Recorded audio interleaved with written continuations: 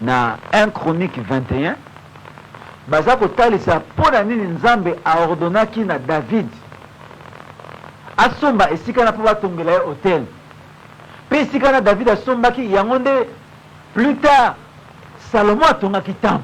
Pourquoi Nzambe autorisaki na David asomba esika wana esika wana David asombaki nazomona ete naza na télévision vanaoka posa na tele mpona expliquer bandeko malamu. Donc esika na David asombaki azalaki komona ange de l'Éternel atelemi asimi mbeli asimbaki mbeli mpo aboma bana na Israël aboma bana na Israël mpona ete David asalaki mabe. David ne dit nani David mosali na Nzambe. Donc Nzambe aboyi biso basali na ete wana Kishasa Nzambe alingi biso mais Nzambe aza komona ke tosali mabe. Nzambe aza kopesa biso discernement. Nzambe atalisi David ke David osali mabe kende kuna na esika oyo nakolakisa mpona botonga temple mpo kanda na ngai esila mpona tika koboma bato. Donc na ngai na bapasteur tozali na kati na Kinshasa Nzambe azolakisa biso ke tosali mabe mpo kanda na ye Nzambe esila ebongi tokende na esika oyo babengi kamba. Parce que tango David asombaki esika wana tango David azali kokumisa Nzambe na esika wana nde sikoyo Bible eza kotalisa ke kanda na Nzambe esilaki. Ozomona ministère ya Nzambe mystère ya Nzambe onga na découvrir na kati na Bible. Donc tango asomba esika wana epai moto oza kobenga Orna le Jébusien kanda na Nzambe esarrêté. Donc lelo oyo ndenge toza bamiracle nyonso toza kosala awa na kati na Kinshasa ekotisa kanda na Nzambe te. Eza bamiracle oyo mosusu eza kotala yango epai na Satana moke kaka eza kotala epai na Nzambe mais ekotisa kanda na Nzambe te. Eza lokola bamiracle oyo esalamaki mpe na kati na Égypte. Moïse asalaki bamiracle mais est ce que Pharaon atikaki bana Nzambe babima ki bango te. Aye kotika bango tango nini aye kotika bango tango makila na mpate etangaki. Makila na mpate eza kotipifie nini makila na nkolo Yesu Masiya nyonso to oyo Moïse asalaki avansa abaloli mai ekomi makila abeleli mpe banzinzi oyo basuwaka babimi na mboka na Egypte abeleli ntango mosusu omona poussière etondi na kati na mboka abeleli molili ekoti na mboka mais Pharaon aza koyoka kaka te. Mais tango babomi mwana mpate makila etangi nde sikoyo Pharaon a libéré bana na Israël bakomi délivré. Donc mpate wana mwana na Nzambe mpate azali wapi azali esika ya ndako na ye ezali wapi na ville ya Kamba na la Nouvelle Jérusalem. Miracle ya solo esisaka kanda na Nzambe. Miracle ya solo ezali tango bato babongoli motema kanda ya Nzambe yesu na kati na ekolo te. Lo na kati na ekolo na biso papa so totali ndenge aussi otali toza komona pasi seke bamiracle yango eza ya solo te. Bamiracle ebele to na kati na mboka awa o nakosakola 1800 miracle kosala na kati na mboka eza miracle ya lokuta. O nakotanga basofi 8 bokobala bamado 9 bokobota batuki 500 bokobala eza miracle ya lokuta eza mpona totia bambongo na poche mpona biso bapaster totonda na misolo. O prospérité eza makambo ya lokuta papa makambo ya solo eutaka epai na Nzambe mpe esisaka kanda na Nzambe. Ya Nzambe eza moke ya Satana eleki mingi. Eza ndenge tozalaki na temps ya Eli eza mpe ndenge ndenge tozalaki na temps oyo Simon Kimbangu azalaki kosakola oyo bazalaki kopersécuter bazalaki ebele ye azalaki kaka ye moko. Il est Jésus dans l'accomplissement de ses œuvres. Nalingi na expliquer bien parce que bato mingi oyebi Jésus soki toza koloba lo Jésus ye moko prophète Simon Kimbangu aza koloba aza serviteur ya nani ya Jésus Christ abi envoyé spécial baza koloba église de Jésus Christ sur la terre par son prophète spécial Simon Kimbangu. Donc moto aza na mayele te lelo soki balobi sikoyo kianga ndialungana na ye nde Jésus akoloba comment. Donc Simon Kimbangu azalaki serviteur ya kianga ndialungana ozokoma non moto ya place ndo il faut ça homme de la foi pour comprendre. Noki to kokende koluka Jésus na kati ya poso koloba est-ce que aza mundele est-ce que aza na suki milayi Jésus biso toza kolobela lelo ezali Jésus cosmique eza Jésus logos eza Jésus parole ezali Jésus accomplissement.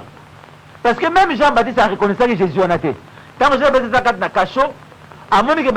balingi bakata ekingo amoni ke kobanga etoni na nzoto atindi batuna est-ce que yo nde Jésus biso tozali kozela ezali yo ye alobi na bato ya bofanda bino moko botala bato wana bafandaki batali miracle liboso batali ya mibale ya misato ntango esili abi na mangabi bokende koyebisa makambo bino momoni eza kosalema awa donc ntango bake koyebisa Jean Baptiste nde Jean Baptiste andimi non moto wana ezali na messie ezali le Jésus bango bazali kozela donc lelo biso bato bakokoma na kati na folie bakoloba mais comment aza Jésus mais donc Simon Kimbangu azali serviteur na ye il est Jésus dans l'accomplissement de la parole de Dieu totali yango na kati na mokanda bia lona toloba atoyebi ete esika nzoto ekozala nde esika oyo bambongo bakoya mpona kolia musuni ozolona ngai na kati na accomplissement ya parole toza kotala awa ntango tozoloba il est Jésus il n'est pas Jésus fils de Marie il n'est pas Jésus le charpentier il n'est pas Jésus le menuisier mais il est Jésus l'accomplissement de la prophétie ndenge naloba likambo mpo te se comprendre bien oyebi église ya liboso c'est-à-dire temple ya liboso oyo batongaki na époque ya Moïse temple wana ezalaki na honneur neti ya lelo te na ere wana temple ezalaki mais Salomon na ere wana azalaki kobondela nzambe mpe ngoye na nzambe ezalaki koya mpe ezokende ngoye na nzambe ezoya mpe ezokende na temple ami baye ntango basali yango Jésus-Christ aye nde mpona kodétruire temple wana parce que akutaki temple wana etoni na bapharisien etoni na badocteur etoni na bato ya mayele koleka alors Jésus n'a pas habité dans ce temple Jésus a habité à l'extérieur de ce temple nde place bato bazwaki lima parce que temple liboso oyo Moïse amonaki nzambe abini etonga temple alakisi yango epai ya bato alakisi yango ntina epoke ya David batongi temple wana na Salomon alors temple wana ngoye na nzambe ezoya mpe ebimi ngoye nzambe ye ebimi sikoyo bato na mayele na bango bakanisa eno soki Jésus aye akofanda na kati na temple wana esika bapharisien bagrand docteur bazali mais temple oyo toza nango lelo esika oyo papa kiangani dialunga nazali temple yango efandi na yango Jésus aye akoti na kati na un corps noir nde place folie ezali alors nde na place wana tontan tozoloba no miracle ya résurrection esalemi place oyo bato bazocomprendre te parce que Jésus est au milieu de nous et il regarde son temple devant lui et il guérit il montre d'abord la construction du temple oyo ezali accomplissement ya profession ezali na kati na Esaïe na kati na Ézéchiel mpe oyo Jean amoni na kati na Apocalypse na Patmos c'est une ville qui descendait ntango baza koloba ville yango ekitaki il fait kitaki pourquoi bato baza comprendre ville oyo il fait kita un royaume qui est déplacé il fait ezala déplacé epesameli bana epesameli bato oyo bakobota mbuma de soki epesameli bakimbangiste oyo toza komona lelo bazoba seke nzambe amoni bango baza dini mpo baporte fruit eza mpasi mingi mpona bato bazali na kati na kimbangisme soki bakozala prete mpona koporte fruit voilà responsabilité na biso nde tobaki na bandimi ya lui la donc toza na charge moko monene biso lelo tozwi grâce ya koyamba Jésus parce que biso bongi na biso tomema fruit mingi et ntango Jésus aza koloba ngo ye moko ntango aye aza koloba ngo alobi epesami bato mosusu bakoporte 100 fruits bamosusu bakoporte kaka 60 fruits mais mosusu bakoporte kaka fruit moke mais ebongi na biso tondimaka toporte fruit mingi donc fruit wana ezali eza bizaleli fruit wana ezali eza le caractère de Dieu pas seulement le miracle mais d'abord le caractère de Dieu alors lokola papa wana azali komanifeste humilité caractère ya Nzambe le fruit de Dieu l'amour de Dieu ce n'est que normal Nzambe accomplir bamiracle na kati na ye ngana aza komona yango ezali accomplissement normal baoyo baza koyoka biso leo na kati na Kinshasa bazokamwa mpo bayebi ngai etant que un homme très rigoureux na etali parole de Dieu donc soki nandimeli likambo seke na analyse yango na ndenge ya bomoto nasengi na Nzambe aconvaincre ngai donc mai wana ndenge namoni yango eza nango mai moko spécialité mais Nzambe atie ngolu na kati eza nango kaka neti mai ya kalamu kulona bango ezaka neti mai ya kalamu donc eza nango mai moko spécialité na ndenge ya miso ya bato mais Nzambe atie ngolu na kati avant nayeba mai wana Nzambe afrappe ngai atiki ngai nazala frappé d'une maladie mystique donc mpo na ngai bandaki kobota bambuma moko oke baminganga bapesi nga bakisi na melime nazobika te mpo na ngai ezobota biloko moko oke donc ata na meli kisi maladie yango ezosila te alors nazwi conviction nasengi ndeko na ngai na bi ndeko siko opesa nga mai te awa na Kinshasa tobondela opesa nga mai wana parce que je crois que cette maladie spirituelle